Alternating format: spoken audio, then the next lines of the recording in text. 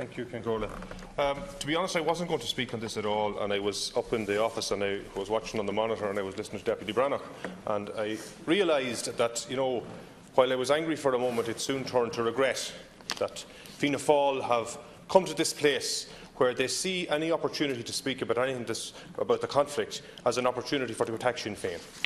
And, to go to such places as to talk about child sex abuse and things like that in the context of a debate of this nature, I think displays something that Fianna Fáil certainly should be well above at this stage as a political party that have been in power for so long in this country. And it is more than disappointing that that's where they are. The truth of it is that the conflict in Ireland has thousands of different dimensions to it, not one. Thousands. And thousands of people were hurt, and thousands of people made an effort to take us to a different place. Many of us from a Republican community worked very hard to engage, to do everything we could to bring things forward. We sat and we went into the hard places and sat in rooms and talked with the people that were totally opposed to our position, and we moved things forward. We done that in a sense of generosity. We held our ground when we had to, and we moved forward and we brought people to a new place in this country. And we will not be ridiculed in the way that Fianna Fáil have done so here today. Now, the reality is that people's judgment of these things, certainly north of the border, and it would do Deputy Breathnach no harm if he would spend a bit more time up there, and certainly in the elections, and that is where we see these things reflected. In the last election that Fianna Fáil, Fine Gael and Labour supported the SDLP, where is the SDLP? The people made their choice, and if the people of the North are so wrong to support Sinn Féin, then Deputy Breathnach needs to go and learn a little bit from them, because it is not the case. The truth of it is that the Irish people have decided that peace is the way forward, and that is a peace with justice, not a peace for any sake.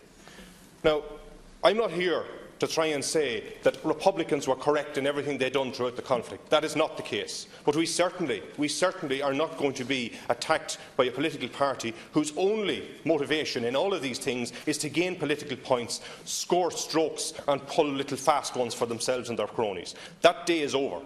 We are moving into a new politics in this country, and it's time we did so. The power-sharing executive that we have in the North for the past number of years has not been about power sharing. From a unionist point of view, it has been about power dividing, and about dividing power up and dividing people up. And that's what we want to end, and we will stand firm to ensure that that does end. Acne Gaeilge and the other issues that are there are about not just respect for the Irish language, but respect for the Irish identity. And that's the key thing that Acne Gaeilge represents. And I think anyone who spends any time up there can understand that that's what this is about, and that's why we have stood so firm in regard to that. The other issues that are still outstanding in regard to the talks in the North are issues that make a big difference to ordinary people's lives, issues about rights. And if people have rights in one part of this island, they should have rights in all parts of this island. And we will stand firm to make sure that will happen. Finally, Concordia, I want to say that we support the Independent Reporting Commission, because it has one of the conclusions of an agreement that was brought together, an agreement that was put in place by all the parties to the conflict and all the parties in the North and the British Government and the Irish Government, who have a responsibility to stand over and make sure that these things are brought in place.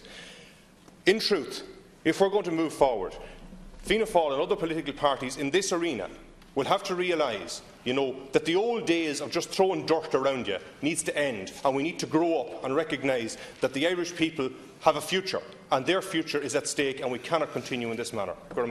Thank you, Deputy Kenny.